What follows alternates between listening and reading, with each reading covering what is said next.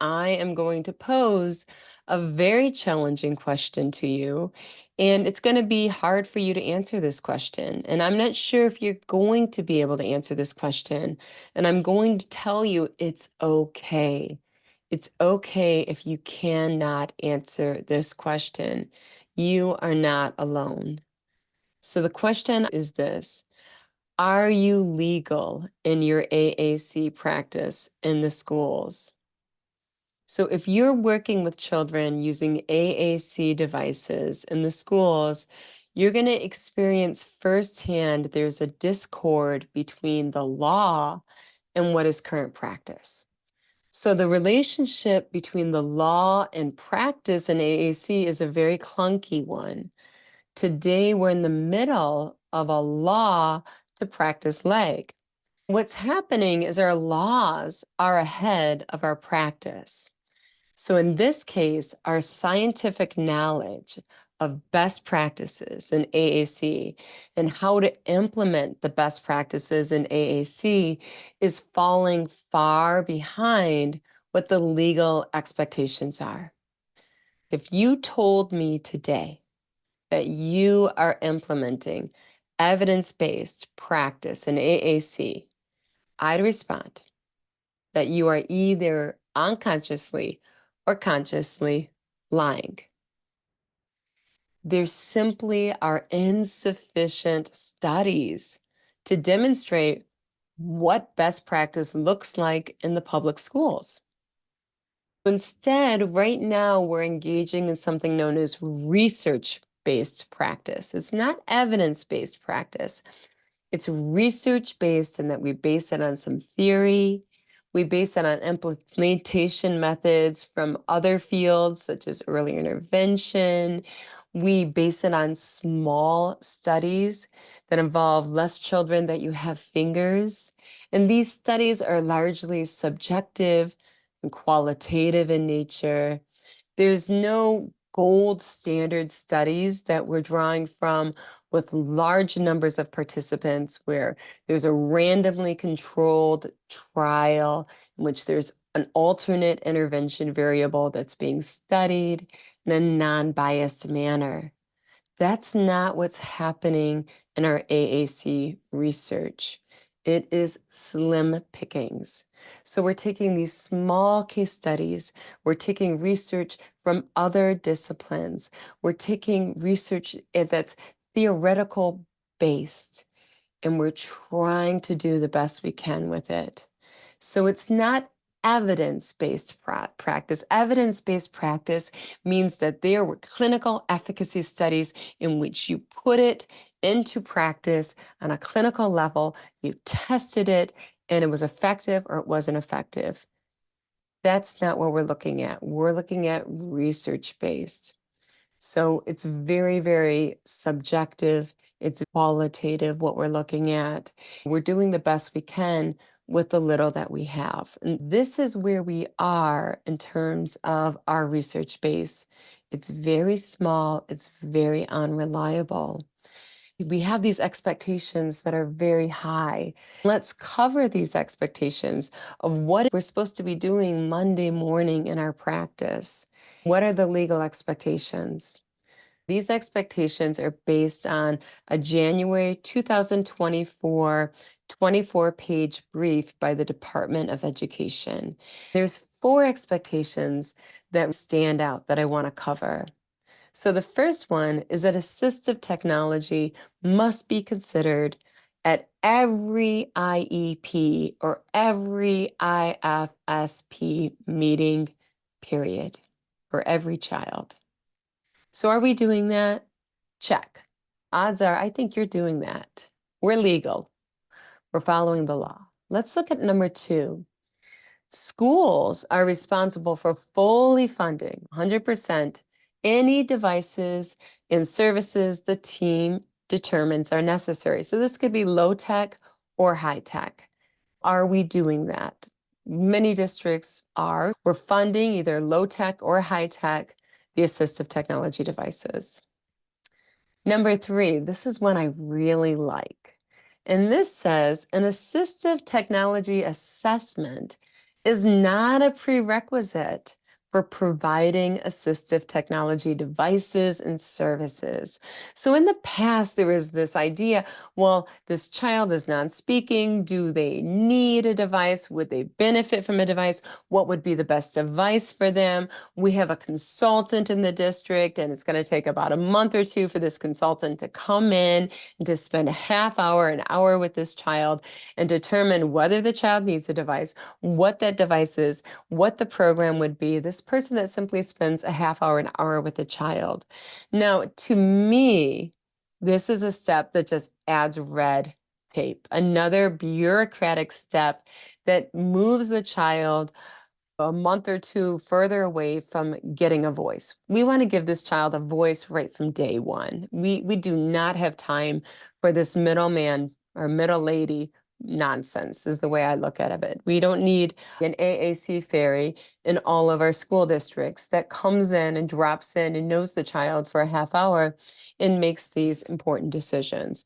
This is the job of the person that knows the child the most, the child's intervention team. So I'm very happy that the Department of Education made clear in January 2024 that this is not necessary. This is not a prerequisite for getting the child an assistive technology device. Number 4, this is the final one. Now, this is where we're going to find the lag. Number 4 is this. Listen carefully. This is what we want. Schools are responsible for training the student, the parents, and educators on the AAC device's use. This is when things get very tricky. And if you feel like, oh, this is the hardest part, you are not alone. And there's a reason this is such a big task that the law is asking out of schools. So the law says, schools, the expectations under IDEA is this. Number 1, train the student. Number 2, train the parents. Number 3, train the educators on this device's use. School system, this is your responsibility. And I'm going to tell you, we have some roadblocks here. Why is this so hard to implement? Why is there this lag in that these are the legal expectations and this is where we are in practice? And the first reason is this: we simply do not have resources allocated for training the students, parents, and educators in the AAC device use. If you look at the average speech pathologist, their issues are caseloads and paperwork, and they're spending every minute of the day in therapy, and they're spending every minute of their nights and their lunch hours completing the paperwork. So where is this time that's going to be necessary to provide for training, to provide for parent coaching, to provide for teacher collaboration, and ensuring that an AAC device is used across the child's scholastic and home and natural environments? There's just no allocation there for the time. So we can't make time. Time is your most valuable commodity.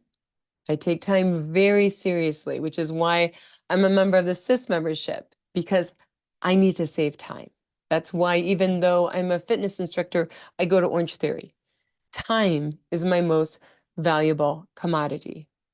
Your time is priceless.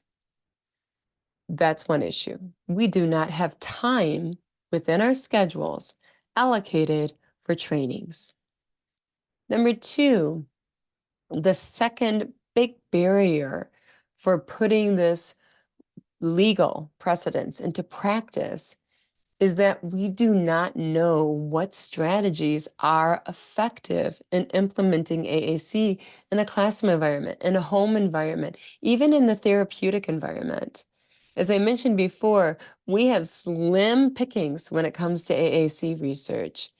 We are looking largely at subjective qualitative, small case studies.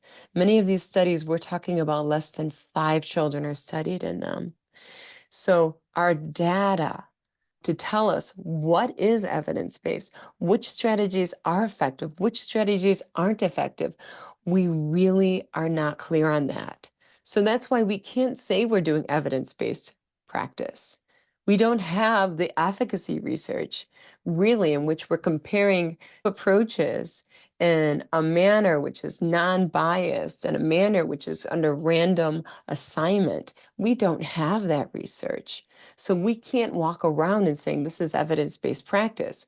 We can call it research-based. It's based on some theory, it's based on some research, but it has not proven itself in terms of clinical efficacy. That's another roadblock, is that we really don't know what we're doing. We don't have the time, and we really don't know what we're doing. We don't know if what we're doing is actually best practice or not. We just don't have the research to determine that. We are in the dark. Why else is there this issue in which this is what the legal precedent is? It's ahead of us, and the practice is lagging behind. Number 3 is we don't have systems and processes. So where is the model? Where is the district or the school or even the classroom of systems and processes that have shown we have done this and we have done this effectively, and you can replicate this process in your own setting? We don't have that. We don't have it shown and proven in the public school system, a manner in which you can teach parents, which you can train staff, which you can teach students effectively in AAC devices, where it's been done not only on a school level, but even on a classroom level, or a district level, or a statewide level. So this has not been done yet, the systems and processes. So how do we put the systems and processes in place when we have no model? Not only do we not have an evidence-based model that has proven clinical efficacy, but we don't even have a model to begin with. This is another reason why we have this lag. We have the legal mandate, which is like, this is what you're supposed to be doing today, but we're not doing it. We're behind. We don't have systems and processes that we can replicate, that someone else has done. No one has been there or done that. We don't have our Christopher Columbus. There's no model to follow. When we look at all of these areas of why there's a lag and why this is the legal expectations and this is our practice, and there's a lag and we're falling far behind what the expectations are legally, there's real reasons for that. And that is A, we don't know what works and what doesn't work. B, we don't have time allocated to training. C, we don't have systems and processes to follow or to replicate. So when we look at these issues, we are in the dark. What are we to do today? And what we can do today is to innovate practice using the research that we do have. Do the best you can do. We're going to stumble right now. It's not your fault. You're not alone. You are doing this and innovating practice in the dark. There is a very real lag in more ways than one from what the legal expectations are and from what we're able to deliver on a practice level on Monday morning. But the good news is that we have a light. We have the star, and that is the legal precedent. Those are the high expectations. If you don't have high expectations, you are not going anywhere. Challenge creates change. What we're going to do today is we are going to innovate practice. We're going to innovate practice together. And yes, you will fail. And yes, you'll have your wins. And yes, as a result, you're going to get better. We're going to improve together. Thank you so much for joining me this week. I would love it if you join me for the month of April. I'm very excited. I'm going to be presenting for speechpathology.com, which is sp.com, and I'll be presenting a 4-week series on Thursdays at 12 noon Eastern Time live. And this is going to be on autism. We're going to dive into augmentative communication the first week of the autism series. I think you are going to love it. I want you to join me live. And not only join me live, give me a shout out. Be like, hey, I love your podcast, KellyVessSLP. The Preschool SLP is my favorite podcast. Just let me know that I'm not alone as I work to innovate practice with you. Also, if you haven't checked out my book, The 32 Lessons That Create Lifelong Change in Autism Intervention, this is on Audible and it's also on paperback at Amazon.